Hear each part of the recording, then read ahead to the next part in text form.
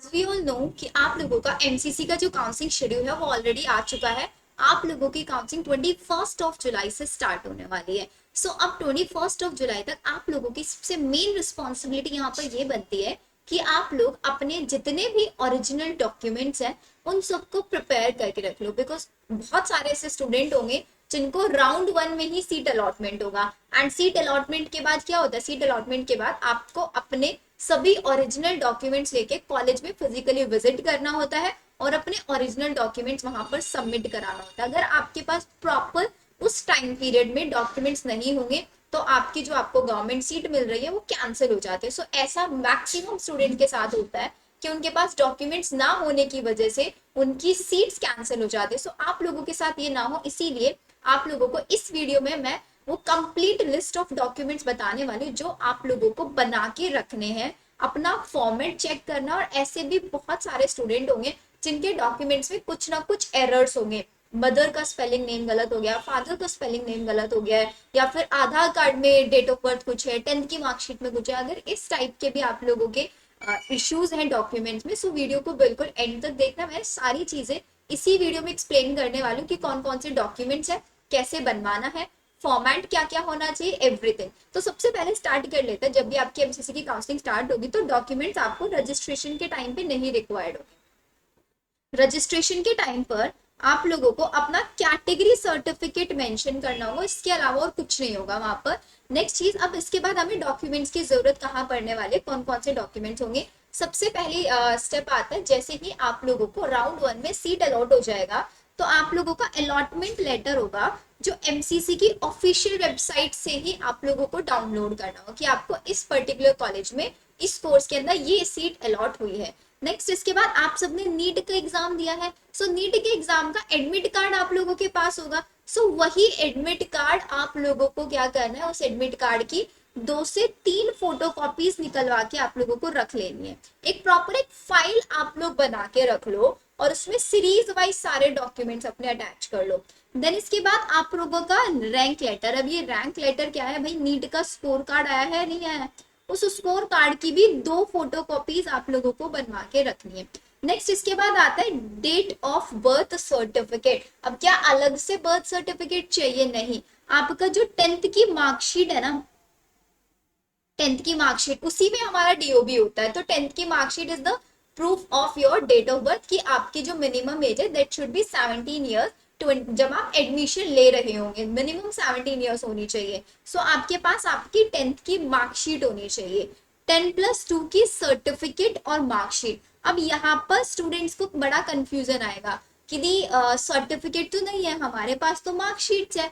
तो बहुत सारे कॉलेजेस, बहुत सारे स्कूल लेवल पर आप चेक करोगे मार्कशीट भी देता है और एक सर्टिफिकेट भी बना के देता है कि इस पर्टिकुलर स्टूडेंट ने इस सेशन में इस कॉलेज से अपना 12th पास आउट कर लिया है। वो सिंपल सा सर्टिफिकेट होता है, स्कूल का उसके ऊपर स्टैंप लगा रहता है। लेकिन बहुत सारे स्कूल्स पता है क्या करते हैं, बहुत सारे स्कूल्स का मार्कशीट कम सर्टिफिकेट होता है, मतलब मार्कशीट और सर्टिफिकेट दोनों एक ही साथ होता है वहां पर। सो आप लोगों को अपनी अपनी 10th और 12th की मार्कशीट एक बार निकाल के देख लो, उसके ऊपर मार्कशीट कम सर्टिफिकेट लिखा हुआ है क्या, और अगर नहीं एक बार सब अपने अपने स्कूल्स में पता कर लो जहां से आपने अपना 12th किया है कि मुझे 12th का मार्कशीट तो है मेरे पास, मुझे सर्टिफिकेट चाहिए, राइट। ये इसके बाद 8 से 12 photos, 8 to 12 photos, passport size photos click करा के रख लो।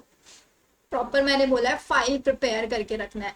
इसके बाद आपका Aadhaar card, PAN card, driving licence. अब ड्राइविंग लाइसेंस नहीं होगा, पासपोर्ट नहीं होगा, पैन कार्ड भी नहीं होगा, आधार कार्ड होगा। तो एक चीज आपको जरूर चेक करनी है कि आपके आधार कार्ड में आपके नेम की स्पेलिंग, मदर, फादर, इन सब के नेम की स्पेलिंग आपके 12th की मार्कशीट से मैच होनी चाहिए, राइट। अगर आप एक एनआरआई स्टूडेंट है, सो एनआरआई स्टूडेंट को पासपोर्ट कॉपी चाहिए आपकी स्पॉन्सर या फिर एम्बेसी सर्टिफिकेट की, स्पॉन्सरशिप एफिडेविट चाहिए होगा, एक रिलेशनशिप एफिडेविट चाहिए होगा कि भाई जो आपका स्पॉन्सर है उसके साथ आपका रिलेशनशिप क्या है, राइट। तो ये चीजें आप लोगों को चाहिए होंगी। अब इसके साथ साथ एक और, आप लोग किस कैटेगरी से बिलोंग करते हैं उस कैटेगरी का सर्टिफिकेट रिक्वायर्ड होता है, तभी आपको कैटेगरी का बेनिफिट भी मिलता है।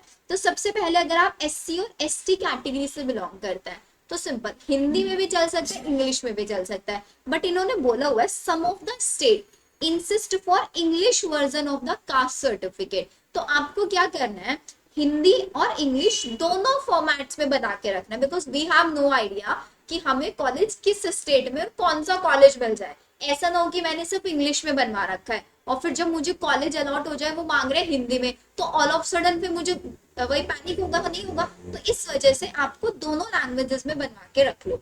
आपका एससी और एसटी का जो सर्टिफिकेट होना चाहिए ना, that should B central, because आप लोग ऑल इंडिया काउंसलिंग में पार्टिसिपेट कर लो। सेंट्रल सर्टिफिकेट होना चाहिए, ये आपको ध्यान रखना है। फिर इसके बाद अगर आप एक ओबीसी एनसीएल कैंडिडेट है, अगेन ओबीसी एनसीएल कैंडिडेट का भी जो सर्टिफिकेट है सेंट्रल सर्टिफिकेट होना चाहिए, और ये एग्जैक्टली मेंशन होना चाहिए कि OBC candidate should not belong to, आप क्रीमी लेयर से बिलोंग नहीं करते, belongs to non creamy layer. ठीक है, ये इसका प्रॉपर फॉर्मेट वगैरह सब कुछ है, राइट, ये भी सेंट्रल होगा। फिर अगर आपको कोई डिसेबिलिटी सर्टिफिकेट है तो वो आपको बनवा के रख लेना है। डिसेबिलिटी सर्टिफिकेट एक proper constitute authorise medical board से होना चाहिए, online format by the designated centre as per NMC norm, ये ठीक है। फिर इसके बाद आता है ईडब्ल्यूएस सर्टिफिकेट। अब ईडब्ल्यूएस सर्टिफिकेट किसका बनता है भाई, अगर आप देखो जनरल कैटेगरी से बिलोंग कर रहे हो और आपकी जो फैमिली इनकम है, आपके फादर मदर की जो इनकम है लेस देन 8 लाख है, 8 लाख से ज्यादा, 8 लाख से कम है, तो आप ईडब्ल्यूएस सर्टिफिकेट बनवा सकते हो, बिकॉज, और ये सब जनरल का बनता है। ओबीसी एससी एसटी का ईडब्ल्यूएस सर्टिफिकेट नहीं बनता, तभी आप लोगों को कैटेगरी बेनिफिट मिलेगा। So candidate without original certificate document, इनको अलाउ नहीं किया जाएगा कि आप किसी भी मेडिकल या डेंटल कॉलेज में जाए। तो ये सारी चीजें। अब इसके अलावा भी कुछ डॉक्यूमेंट्स है। कौन कौन से डॉक्यूमेंट्स है, इसके साथ साथ आप लोगों के पास क्या होना चाहिए, देखो अगर आप एमसीसी में अप्लाई कर रहे हो ना, सो एमसीसी में आपको डोमिसाइल नहीं चाहिए, लेकिन हम लोग सिर्फ एमसीसी में थोड़ी ना अप्लाई करेंगे, आप लोग तो स्टेट काउंसलिंग भी कराएंगे, तो आपका स्टेट का डोमिसाइल होना चाहिए आपके पास। अगेन बता रही हूँ, दोनों लैंग्वेजेस में बना के रखना, हिंदी और इंग्लिश, स्टेट का डोमिसाइल। देन इसके बाद द मोस्ट इंपॉर्टेंट, आपके पास एक गैप सर्टिफिकेट होना चाहिए।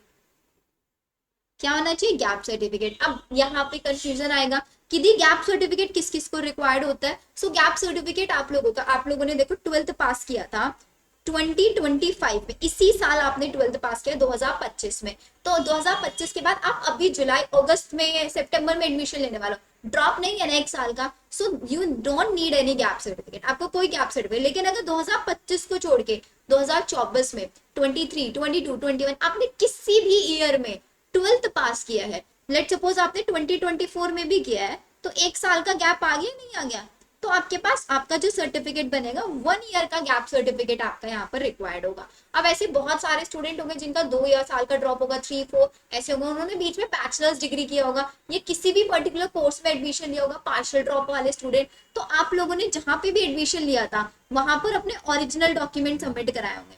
And if you are sure कि मुझे वहां से अपना एडमिशन बैकआउट करना ही करना है, तो वहां से आप अपने सारे ओरिजिनल डॉक्यूमेंट्स कलेक्ट कर लो। ठीक है, अपने सारे ओरिजिनल डॉक्यूमेंट्स आप कलेक्ट कर लो और फिर अपना गैप सर्टिफिकेट बना लो।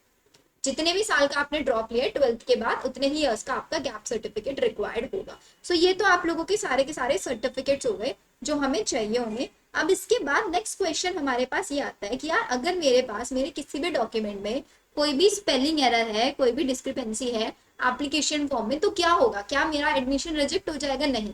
इस केस में दे आर सेइंग कि कैंडिडेट के पास, देखो अगर आपकी फादर की नेम की स्पेलिंग गलत है किसी डॉक्यूमेंट में, तो आपके पास आपके फादर की ओरिजिनल स्पेलिंग क्या है, आप अपने फादर की आधार कार्ड दे सकते हैं। So candidate must carry proof that the document belong to the same person, क्योंकि देखो आपके डिस्क्रिपेंसी में सिर्फ और सिर्फ एक इशू आता है कि वहां पर सामने वाला ये सोच सकता है कि ये डॉक्यूमेंट आपका नहीं है, अगर इसमें एरर है तो आप कोई एफिडेविट बनवा दो, बिकॉज आप आधार कार्ड में भी अगर कोई करेक्शन कराने जाते हैं तो 1 मंथ का टाइम लगता है, और इतना टाइम अभी हमारे पास नहीं है। लेकिन आप जहां से भी करेक्शन कराते हो कुछ भी, तो वो आपको एफिडेविट बना के दे देते हैं। तो एफिडेविट बनवा लो और एफिडेविट का एक कॉपी अटैच कर देना वहां पर कि यार देखो ये मेरा स्पेलिंग एरर है और मैंने इसके अगेंस्ट एफिडेविट सबमिट कर दिया। कहाँ से एफिडेविट बनेगा, कहाँ से गैप सर्टिफिकेट बनेगा, वो भी बताऊंगी। What if I do not have any original document with me at the time of the allotted college? अगर आपके पास ओरिजिनल डॉक्यूमेंट नहीं होंगे तो सिंपली एमसीसी ने बोला है कि आप लोगों की जो सीट है वो रिजेक्ट कर दी जाएगी, सिंपल।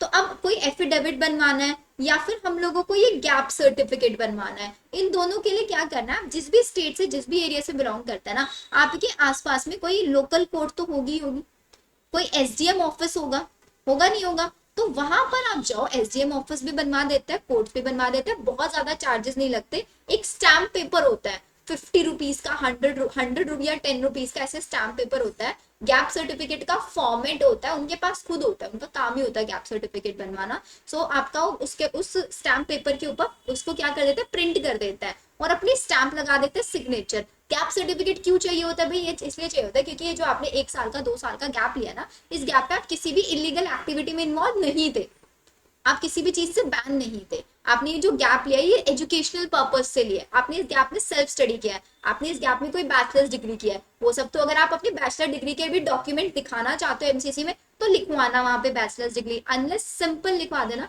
कि यार मैंने सेल्फ स्टडी किया था इस टाइम पीरियड में। लोकल कोर्ट एसडीएम ऑफिस में जाना, वहां पे गैप सर्टिफिकेट मिल जाएगा। नहीं समझ में आ रहा गैप सर्टिफिकेट का फॉर्मेट, आप लोग मेरा टेलीग्राम चैनल ज्वाइन कर लो, ठीक है। टेलीग्राम का लिंक डिस्क्रिप्शन में दिया हुआ है, डिस्क्रिप्शन में टेलीग्राम का लिंक है, वहां पर मैं आपको गैप सर्टिफिकेट का फॉर्मेट शेयर कर देती हूँ, उसी फॉर्मेट को कॉपी पेस्ट करा लेना स्टैम्प पेपर के ऊपर, उसके ऊपर स्टैम्प लगवा देना, कर लो कितना। अब बात आ जाती है दी हमें काउंसलिंग किस रैंक पे, कौन सी काउंसलिंग करानी है, क्या कराना है, नहीं समझ में आता है। सो स्पेशली आप लोगों के डिमांड पे हमने अपना एक पेड काउंसलिंग स्टार्ट किया है, जिस पेड काउंसलिंग के अंदर आप लोगों को कंप्लीट बेनिफिट्स मिलेंगे। जैसे कि अब मेरी कोई पर्टिकुलर रैंक है, लेट सपोज मेरी रैंक है 3 लाख, ठीक है, और 3 लाख रैंक पे मुझे एमसीसी की काउंसलिंग करानी है, मुझे आयुष की काउंसलिंग करानी है, बीएससी नर्सिंग कराना है, वेटरनरी कराना है, मुझे कौन सी काउंसलिंग करानी होगी या मुझे स्टेट काउंसलिंग करानी है, वो सारी इन्फॉर्मेशन आपको इस पेड काउंसलिंग में मिलेगी। अब यार इन्फॉर्मेशन तो कहीं पे मिल सकती है, अब बहुत बार क्या होता है ना, जब हम रजिस्ट्रेशन कर रहे हैं, सो रजिस्ट्रेशन करते टाइम हम कहीं पर स्टक हो गए कि यार इस ऑप्शन में क्या फिल करना होता है, हम यूट्यूब की कमेंट सेक्शंस में डालते हैं, रिप्लाई 1 दिन में 2 दिन में मिलता है, बहुत बार बच्चे ऐसे यहाँ पर रजिस्ट्रेशन गलत कर देता है।